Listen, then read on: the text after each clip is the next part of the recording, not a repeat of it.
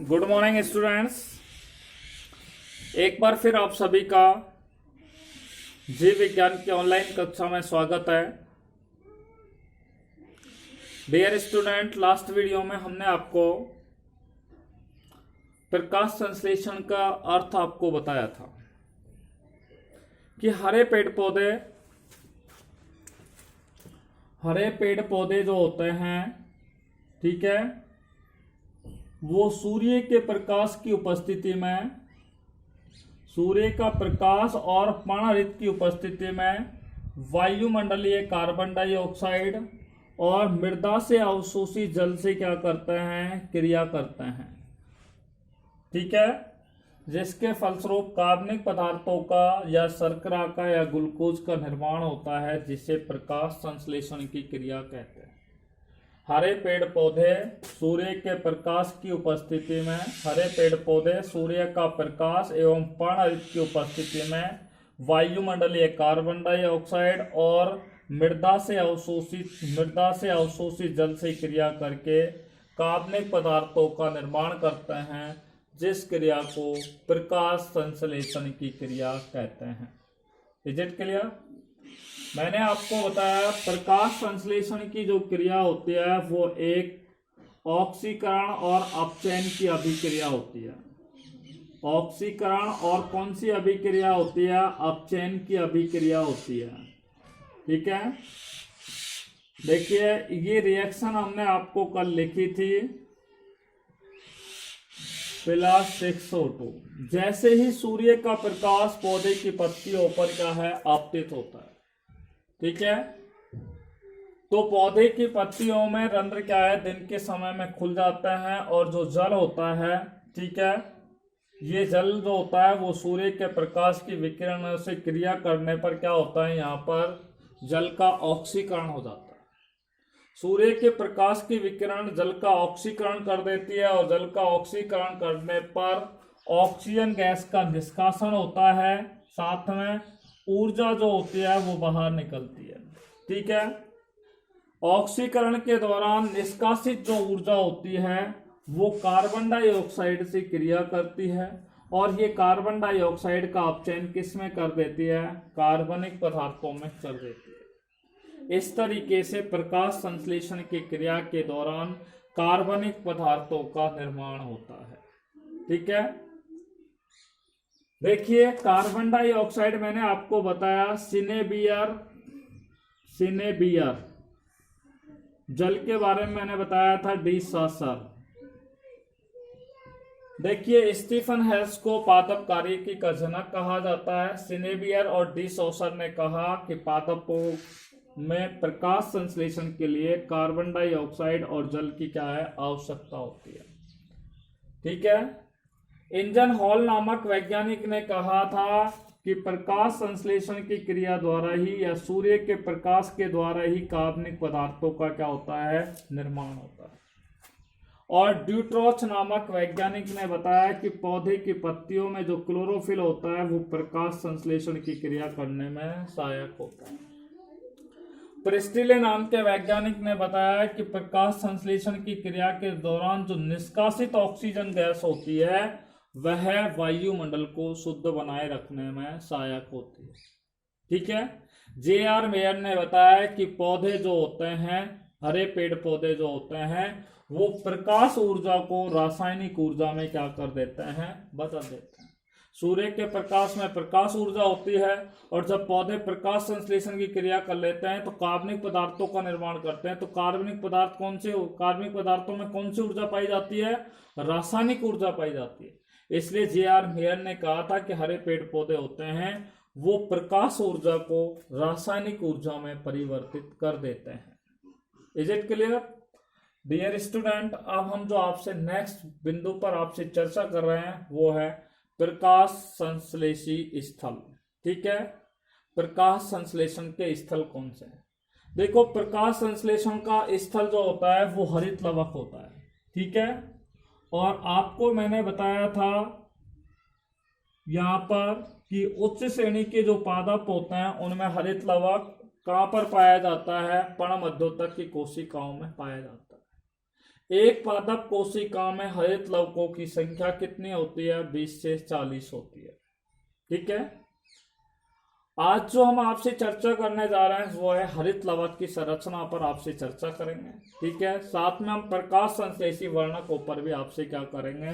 चर्चा करेंगे। ठीक है, तो आइए आज का जो हमारा मेन टॉपिक है वो है हरित लवक की संरचना, स्ट्रक्चर ऑफ क्लोरोप्लास्ट।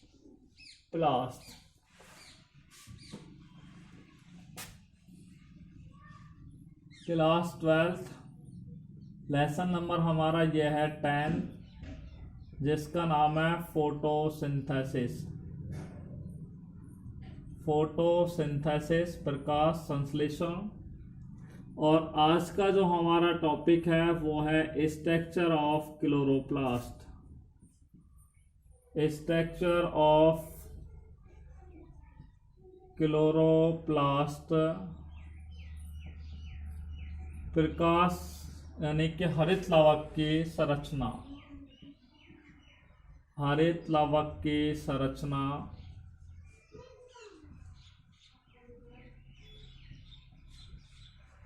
देखिए, हरित लवक की संरचना पर हम आपसे चर्चा करने जा रहे हैं। देखिएगा,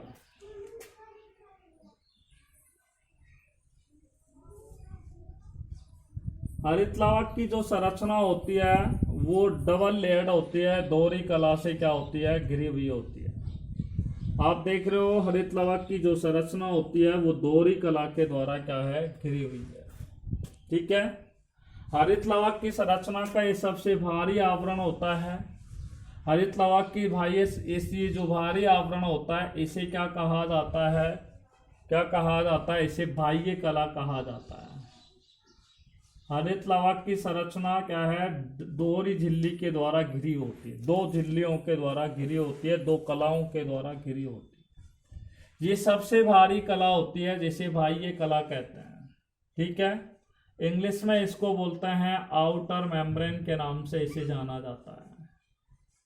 किस नाम से जानते हैं? आउटर मेम्ब्रेन के नाम से जानते हैं। बाह्य कला के नीचे मैंने आपको बताया एक और कला पाई जाती है। ठीक है, जिसे अंत्य आवरण कहा जाता है और इस अंत्य आवरण को अंत्य कला कहा जाता है। अंत्य कला, जिसको इंग्लिश में इनर मेम्ब्रेन कहा जाता है। कौन सी मेम्ब्रेन कहा जाता है? इनर मेम्ब्रेन कहा जाता है।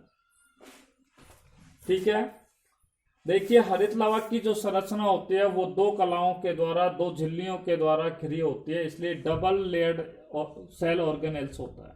ठीक है, माइटोकॉन्ड्रिया, हरित लवक और केंद्रक, ये तीन ऐसे कोशिकांग होते हैं जो दोहरी झिल्ली के द्वारा, डबल लेयर्ड के द्वारा घिरे हुए होते हैं। देखिए, हरित लवक की ये जो बाह्य कला और अंत्य कला होती है वो क्या है? प्लाज्मा झिल्ली के समान ही होती है। इनकी जो मोटाई होती है वो लगभग 75 आर्मस्ट्रॉन्ग होती है। बाह्य कला और अंत्य कला जो दोनों होती हैं वो लाइपोप्रोटीन से बनी होती है। लिपोप्रोटीन से बनी होती है। लिपोप्रोटीन से बनी हुई होती है। ठीक है, देखिए, ये बाह्य कला होती है, ये आंतरिक कला होती है। इन दोनों के मध्य में एक क्या पाया जाता है? अवकाश पाया जा रहा है। ये अवकाश है और इस अवकाश को परिकला अवकाश कहा जाता है। इस अवकाश को क्या कहा जाता है? परिकला अवकाश कहा जाता है। ठीक है, इंग्लिश में इसको बोलते हैं पेरिकॉन्ड्रियल स्पेस के नाम से इसे जाना जाता है। पेरिकॉन्ड्रियल स्पेस के नाम से इसे क्या है? जाना जाता है, परिकला अवकाश। देखिए, बाह्य कला और अंत्य कला दोनों लिपोप्रोटीन से बनी होती है। देखिए, बाह्य कला जो होती है वो प्रोटोनों के लिए कैसी होती है? पारगम होती है। ठीक है, किसके लिए? प्रोटोनों के लिए पारगम होती है, जबकि अंत्य कला जो होती है वो प्रोटोनों के लिए अपारगम होती है। अंत्य कला जो होती है वो प्रोटोनों के लिए अपारगम होती है। अब देखिए, ये अंत्य कला का अंत यानी कि हरित लवक का आंतरिक भाग होता है। इस आंतरिक भाग के अंदर आप देख रहे हो यहां पर ये आंतरिक जो भाग होता है, इस आंतरिक भाग के अंदर आपको मैं यहाँ पर दिखा रहा हूं कि इस आंतरिक भाग में क्या भरा होता है, मैट्रिक्स भरा हुआ होता है। इस मैट्रिक्स को पीठिका के नाम से भी जाना जाता है। इस मैट्रिक्स को किस नाम से जाना जाता है, पीठिका के नाम से जाना जाता है। तो ये वाला जो भाग कहलाएगा पीठिका भी बोल सकते हैं, या इसे क्या कहते हैं, मैट्रिक्स भी कहते हैं। हरित लवक के आंतरिक भाग में पीठिका या मैट्रिक्स के रूप में क्या क्या पाए जाते हैं, उन पर हम बात करते हैं। देखिए, हरित लवक के पीठिका या मैट्रिक्स वाले भाग के अंदर एक तो क्या पाई जाती है, तरल प्रोटीन पाई जाती है। तरल प्रोटीन पाई जाती है। इसके अंदर 70 इस प्रकार के क्या पाए जाते हैं, राइबोसोम पाए जाते हैं।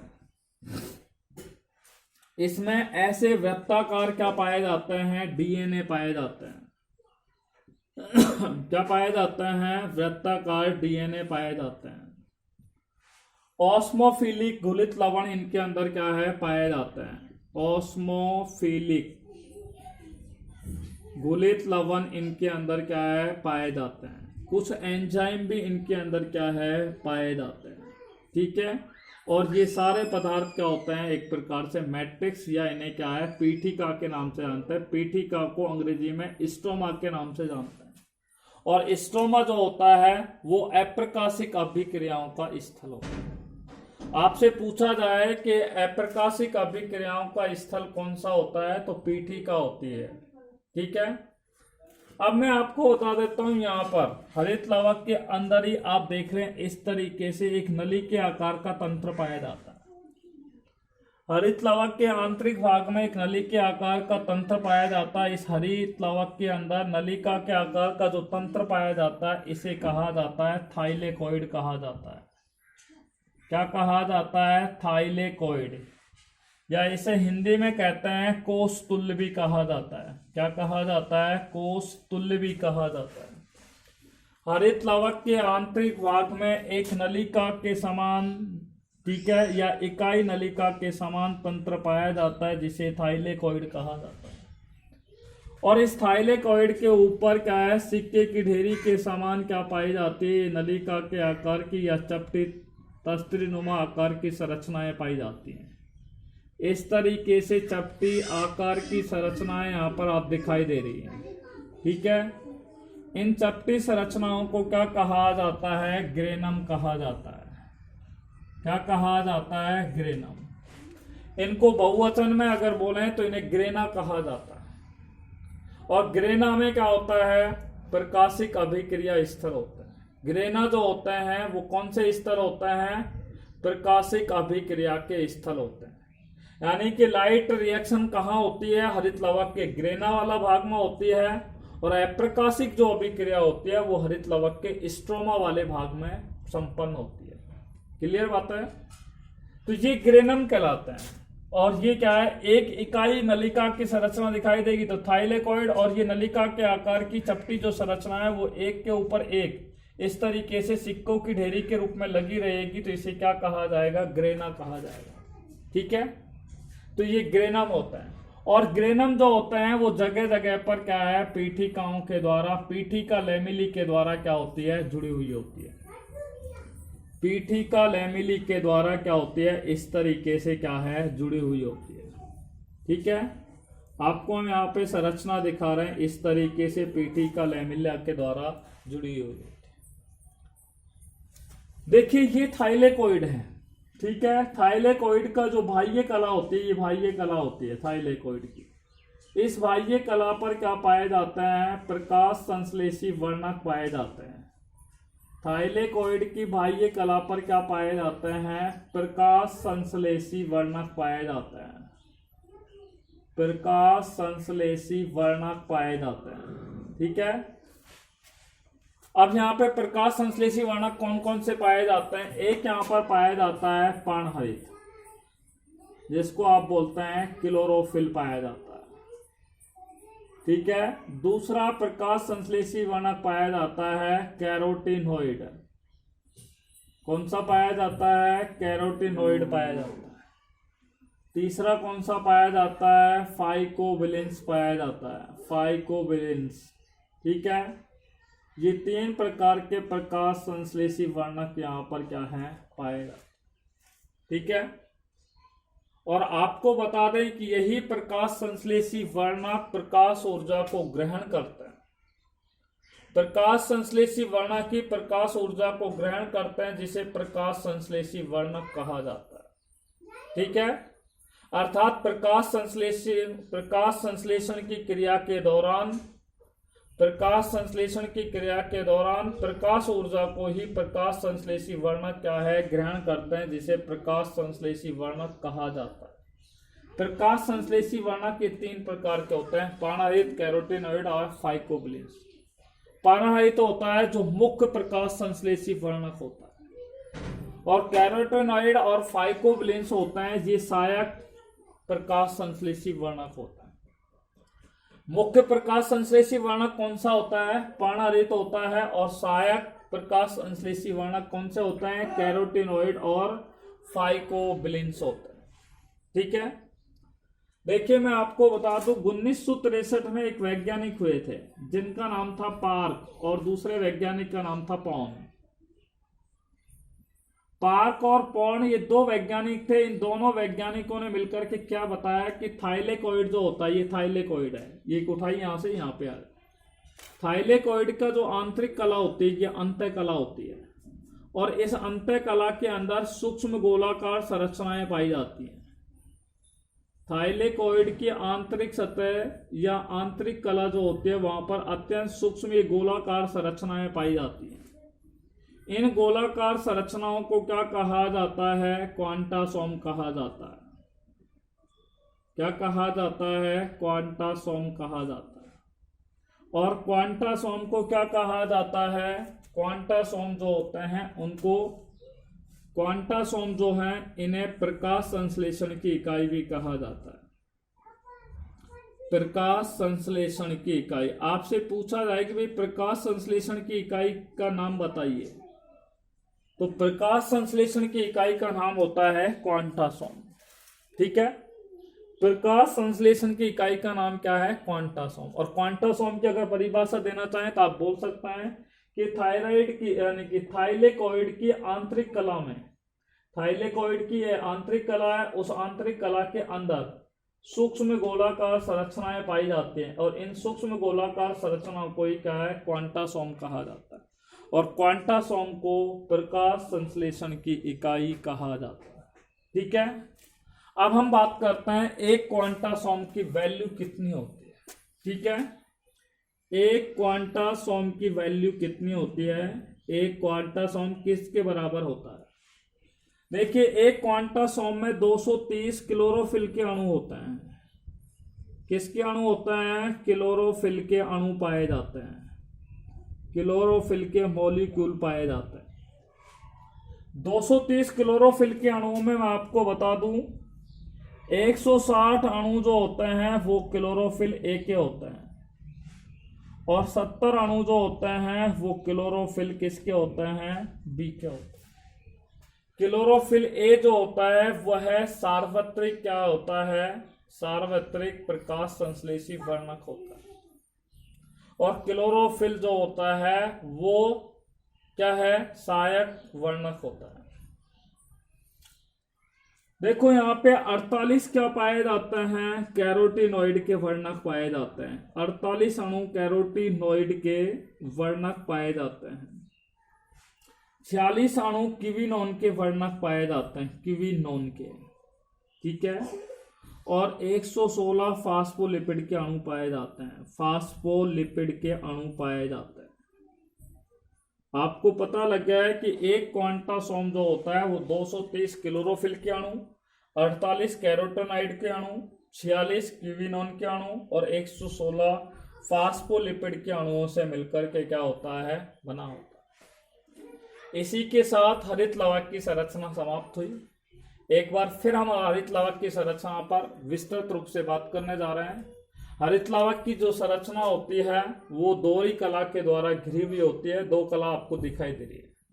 सबसे बाहर की तरफ जो आवरण होता है उसे बाह्य आवरण कहते हैं, और इस बाह्य आवरण जो होता है उसे हम बाह्य कला कहते हैं। बाह्य कला के अंदर की तरफ जो आवरण पाया जाता है उसे अंतः आवरण कहते हैं, जिस कला को हम अंतः कला कहते हैं। बाह्य कला और अंतः कला की जो संरचना होती है वो प्लाज्मा झिल्ली के समान होती है, इसलिए इनकी मोटाई, दोनों की मोटाई 75 आर्मस्ट्रांग होती है। बाह्य कला और अंतः कला जो होते हैं वो लिपोप्रोटीन से बनी होती है। बाह्य कला जो होती है वो प्रोटोनों के लिए पारगम होती है, जबकि अंतः कला जो होती है वो प्रोटोनों के लिए कैसी होती है, अपारगम होती है। बाह्य कला और अंतः कला के मध्य में एक अवकाश पाया जाता है, एक रिक्त स्थान पाया जाता है, जिसे परिकला अवकाश या पेरिकॉन्ड्रियल स्पेस कहा जाता है। ठीक है।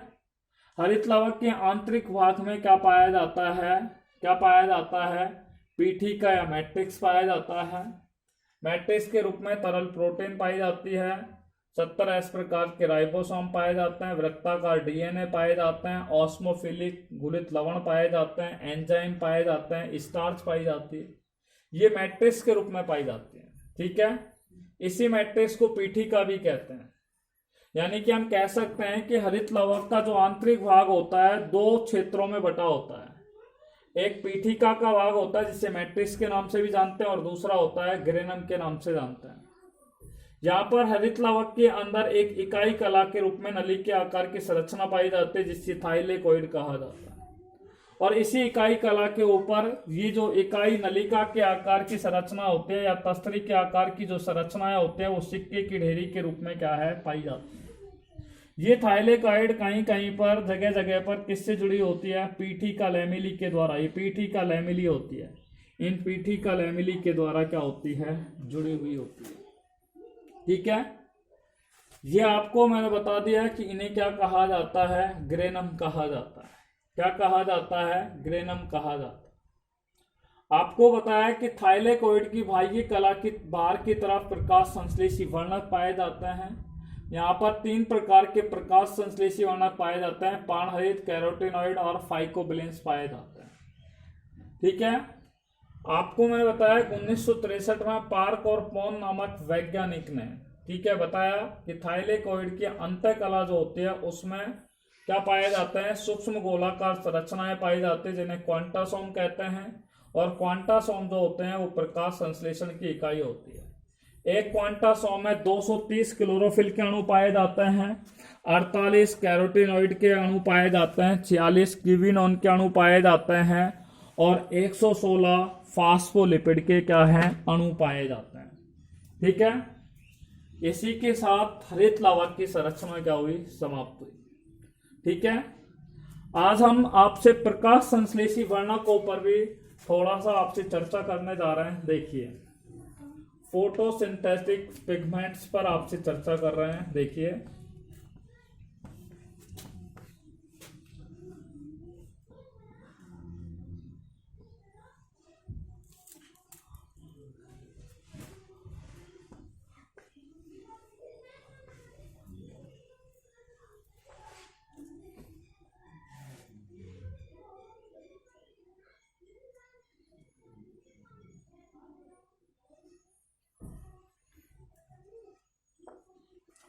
हाँ भाई, फोटोसिंथेटिक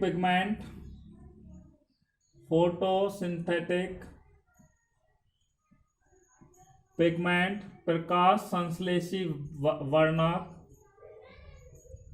ठीक है। मैंने आपको बताया कि प्रकाश संश्लेषण की क्रिया के दौरान, ठीक है, सूर्य का प्रकाश जो होता है यानी कि प्रकाश ऊर्जा जो होती है, ठीक है, उस प्रकाश ऊर्जा को ये प्रकाश संश्लेषी वर्णक क्या करते हैं, ग्रहण करते हैं, जिन्हें प्रकाश संश्लेषी वर्णक कहा जाता है। और आपको बताया कि प्रकाश संश्लेषी वर्णक कितने होते हैं, 3 होते हैं। पहला है पर्णहरित, ठीक है। दूसरा होता है, मैं आपको बता दूं, ध्यान से सुनना, कैरोटीनॉइड, ठीक है। और तीसरा जो होता है उसे बोलते हैं फाइकोबिलेंस। देखिए, हरे पेड़ पौधों में प्रकाश संश्लेषण की जो क्रिया होती है, हरे पेड़ पौधों में जो प्रकाश संश्लेषण की क्रिया होती है वो मुख्य रूप से पर्णहरित जो होता है वो प्रकाश संश्लेषण की क्रिया में सहायक होता है। पादप जगत में पर्णहरित जो होते हैं वो मैं आपको बता दूं 7 प्रकार के होते हैं। पर्णहरित कितने प्रकार के होते हैं? पादप जगत में 7 प्रकार के होते हैं। 7 प्रकार के कौन से होते हैं? क्लोरोफिल ए होता है, दूसरा होता है क्लोरोफिल बी होता है, क्लोरोफिल सी होता है, क्लोरोफिल डी होता है, क्लोरोफिल ई होता है, ठीक है, बैक्टीरियोवाइडिन, बैक्टीरियोवाइडिन, और चौथा होता है बैक्टीरियो क्लोरोफिल, बैक्टीरियो क्लोरोफिल। इस तरीके से कितने वर्णक होते हैं यहाँ पर? पर्णहरित जो होता है वो 7 प्रकार का होता है, ठीक है। पादप जगत में 7 प्रकार के पर्णहरित पाए जाते हैं। क्लोरोफिल ए होता है वो एक मुख्य वर्णक के रूप में काम करता है, क्योंकि ये सभी पादप जगत में पाए जाते हैं, या सभी पादपों में पाए जाते हैं केवल जीवाणुओं को छोड़कर। क्लोरोफिल जो होता है वो सहायक वर्णक होता है। क्लोरोफिल ए होता है वो कौन सा वर्णक होता है? मुख्य वर्णक होता है, ठीक है। क्लोरोफिल बी होता है वो कौन सा वर्णक होता है? सहायक वर्णक होता है। ऐसे शरीर पिगमेंट होता है। और आपको मैं बता दूं, क्लोरोफिल बी जो वर्णक होता है इसकी विलेयता जो होती है वो सर्वाधिक होती है। विलेयता, सॉल्युबिलिटी जो होती है वो सर्वाधिक होती है क्लोरोफिल बी की, ठीक है। देखिए, नेक्स्ट वीडियो में हम आपको पर्णहरित की संरचना पर आपसे चर्चा करेंगे। Till then, take care bye corona, be safe, be happy, thanks very much.